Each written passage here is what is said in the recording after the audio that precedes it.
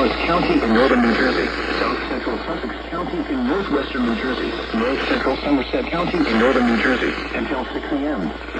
At 5:31 a.m., a severe thunderstorm capable of producing a tornado was located over Peacock and Gladstone, or 11 miles west of Morristown, moving northeast at 40 miles per hour. Hazard, tornado. Source, radar indicated rotation.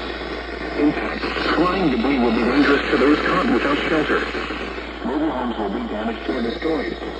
Damage to roofs, windows, and vehicles will occur. Tree damage is likely.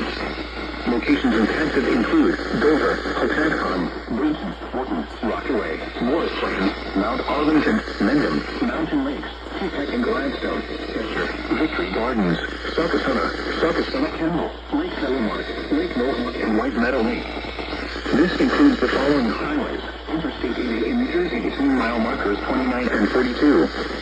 Interstate 287 in New Jersey between mile markers 43 and 48. Take cover now.